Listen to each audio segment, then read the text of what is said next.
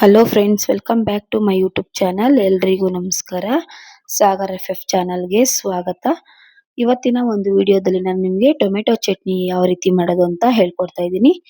ಈ ಟೊಮೆಟೊ ಚಟ್ನಿ ಮಾಡೋದಕ್ಕೆ ತುಂಬಾನೇ ಸುಲಭ, ಮತ್ತೆ ಕಡಿಮೆ ಸಮಯ ಕೂಡ ಹಿಡಿಯುತ್ತೆ, ಮತ್ತೆ ಕಡಿಮೆ ಪದಾರ್ಥವನ್ನ ನಾವು ಇದಕ್ಕೆ ಬಳಸಬೇಕಾಗುತ್ತೆ ಅಷ್ಟೇ ಫ್ರೆಂಡ್ಸ್.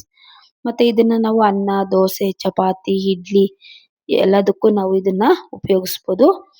ಮತ್ತು ನಾವು ವಾರಾನ್ಗಟ್ಲೆ ಕೂಡ ಸ್ಟೋರ್ ಮಾಡಿ ಇಟ್ಕೊಂಡು ತಿನ್ಬೋದು ಫ್ರೆಂಡ್ಸ್. ಹಾಗಾದ್ರೆ ಬನ್ನಿ ಯಾವ ರೀತಿ ಮಾಡೋದು ಅಂತ ಹೇಳ್ಕೊಡ್ತಾ ಇದ್ದೀನಿ. ನಾನು ಇಲ್ಲಿ ಮೊದಲಿಗೆ ಒಂದು 8 ಟೊಮೆಟೊನ ತಗೊಂಡು ವಾಶ್ ಮಾಡಿ ಉದ್ದುದ್ದಾಗಿ ಕಟ್ ಮಾಡಿ ಇಟ್ಕೊಂಡಿದ್ದೀನಿ. ಒಂದು ಬೌಲ್ ಅಷ್ಟು ಈರುಳ್ಳಿಯನ್ನ ಉದ್ದಕ್ಕೆ ಕಟ್ ಮಾಡಿ ಇಟ್ಕೊಂಡಿದ್ದೀನಿ. ಮತ್ತೆ ಬೆಳ್ಳುಳ್ಳಿಯನ್ನು ತಗೊಂಡಿದ್ದೀನಿ. ಒಂದು ಗೋಲಿ ಗಾತ್ರದಷ್ಟು ಹುಣಸೆ ಹಣ್ಣು, ಚಿಲ್ಲಿ ಪೌಡರು, ಮತ್ತೆ ಜೀರಿಗೆ, ರುಚಿಗೆ ತಕ್ಕಷ್ಟು ಉಪ್ಪು, ಕರಿಬೇವು. ಈಗ ಯಾವ ರೀತಿ ಮಾಡೋದು ಅಂತ ಹೇಳ್ಕೊಡ್ತಾ ಇದ್ದೀನಿ. ಮೊದಲಿಗೆ ಸ್ಟವ್ ಮೇಲೆ ಬಾಣಲಿಯನ್ನ ಇಟ್ಟು ಎಣ್ಣೆಯನ್ನು ಹಾಕ್ಕೊಳ್ಬೇಕು. ಕಾದ ನಂತರ ಇದಕ್ಕೆ ನಾವು ಈರುಳ್ಳಿಯನ್ನ ಹಾಕೊಳ್ಳೋಣ ಫ್ರೆಂಡ್ಸ್. ಇದನ್ನ ನಾವು 2 ನಿಮಿಷ ಲೋ ಫ್ಲೇಮಲ್ಲೇ ಇಟ್ಟು ಫ್ರೈ ಮಾಡ್ಕೊಳ್ಳೋಣ. ನಂತರ ಇದ್ರ ಜೊತೆಗೆ ನಾವು ಬೆಳ್ಳುಳ್ಳಿಯನ್ನ ಸೇರಿಸಬೇಕಾಗುತ್ತೆ.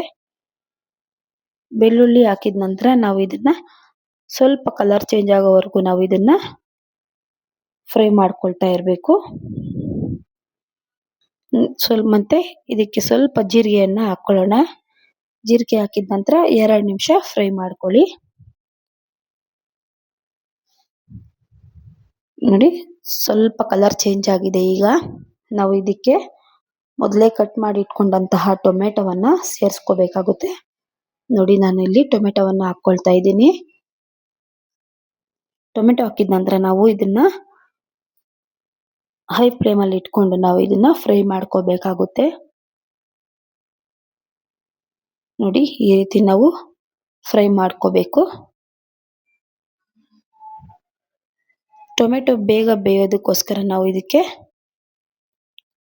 ಸ್ವಲ್ಪ ಉಪ್ಪನ್ನ ಹಾಕೊಳ್ತಾ ಇದ್ದೀವಿ.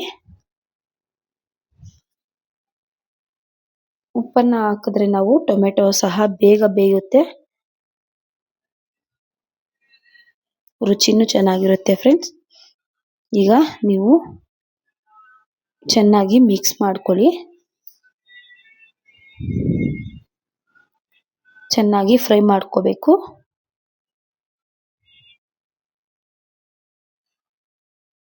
ನೋಡಿ, ಈಗ ಫ್ರೈ ಆಗ್ತಾ ಇದೆ ಟೊಮೆಟೊ. ನಾವು ಇದಕ್ಕೆ ಗೋಲಿ ಗಾತ್ರದಷ್ಟು ಹುಣಸೆ ಹಣ್ಣನ್ನ ಹಾಕೊಳ್ಳೋಣ. ಅದನ್ನು ಸಹ ಹಾಕಿ ಫ್ರೈ ಮಾಡ್ಕೋಬೇಕಾಗುತ್ತೆ.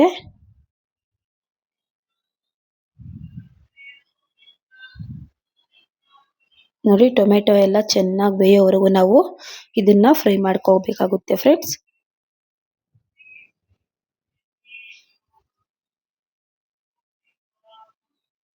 ಈಗ ನಾವು ಇದಕ್ಕೆ ಚಿಲ್ಲಿ ಪೌಡರನ್ನ ಸೇರಿಸಬೇಕಾಗುತ್ತೆ. ನಾನು ಇಲ್ಲಿ 2 ಟೀ ಸ್ಪೂನ್ ಅಷ್ಟು ಚಿಲ್ಲಿ ಪೌಡರನ್ನ ಹಾಕೊಳ್ತಾ ಇದ್ದೀನಿ.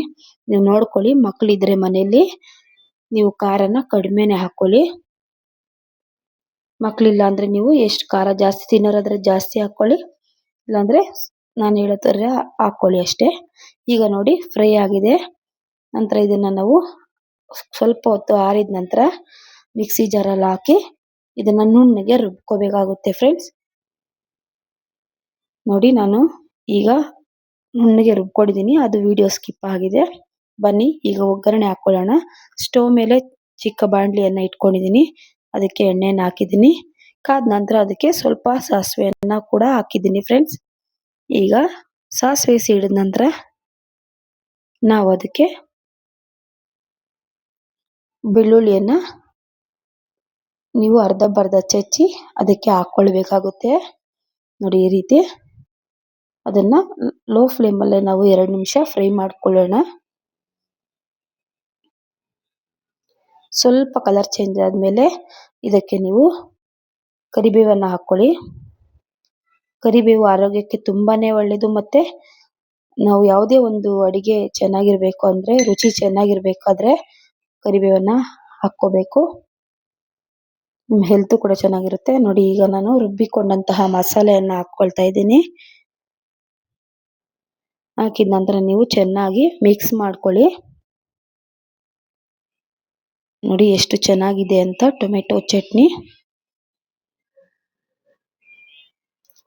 ಈ ತರ ನೀವು ಒಂದು 2 ರಿಂದ 5 ನಿಮಿಷ ಫ್ರೈ ಮಾಡ್ಕೋಬೇಕಾಗುತ್ತೆ ಫ್ರೆಂಡ್ಸ್.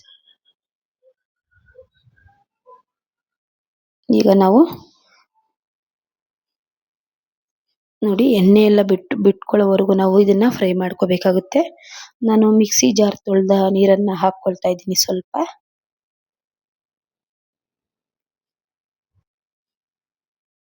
ನೋಡಿ ಈ ರೀತಿ ಚೆನ್ನಾಗಿ ಮಿಕ್ಸ್ ಮಾಡ್ಕೋಬೇಕು.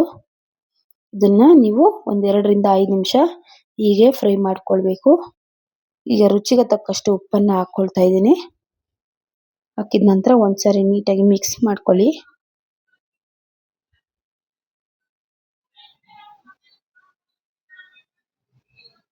ನೋಡಿ ಮಿಕ್ಸ್ ಮಾಡಿದ ನಂತರ ಸ್ವಲ್ಪ ಹೊತ್ತು ಪ್ಲೇಟನ್ನು ಮುಚ್ಚಿ ನೀವು ಕುದಿಯೋದಕ್ಕೆ ಬಿಡಬೇಕು. ನೋಡಿ ಎಷ್ಟು ಚೆನ್ನಾಗಿ ಕುದೀತಾ ಇದೆ. ಎಣ್ಣೆ ಎಲ್ಲ ಸಹ ಸೈಡಲ್ಲಿ ಬಿಟ್ಕೊಂಡಿದೆ. ಇಷ್ಟೇ ಫ್ರೆಂಡ್ಸ್ ಟೊಮೆಟೊ ಚಟ್ನಿ. ತುಂಬಾ ಸುಲಭವಾಗಿ ನಾವು ಇದನ್ನ ಮಾಡ್ಕೋಬಹುದು. ಕಡಿಮೆ ಸಮಯ ತಗೊಳುತ್ತೆ. ಕಡಿಮೆ ವಸ್ತುಗಳನ್ನ ಬಳಸ್ಕೊಂಡು ನಾವು ಬೇಗನೆ ಮಾಡ್ಕೋಬಹುದು. ಬ್ಯಾಚುಲರ್ಗೆ ತುಂಬಾನೇ ಈಸಿ ಆಗುತ್ತೆ. ಈ ಚಿಕ್ಕ ವಿಡಿಯೋ ನಿಮ್ಗೆ ಇಷ್ಟ ಆಗಿದ್ರೆ ದಯವಿಟ್ಟು ಲೈಕ್ ಮಾಡಿ, ಶೇರ್ ಮಾಡಿ, ಸಬ್ಸ್ಕ್ರೈಬ್ ಮಾಡಿ ಅಂತ ಇವತ್ತಿಗೆ ಈ ವಿಡಿಯೋನ ನಾನು ಇಲ್ಲಿಗೆ ಎಂಡ್ ಮಾಡ್ತಾ ಇದ್ದೀನಿ ಫ್ರೆಂಡ್ಸ್. ತುಂಬಾ ಧನ್ಯವಾದಗಳು.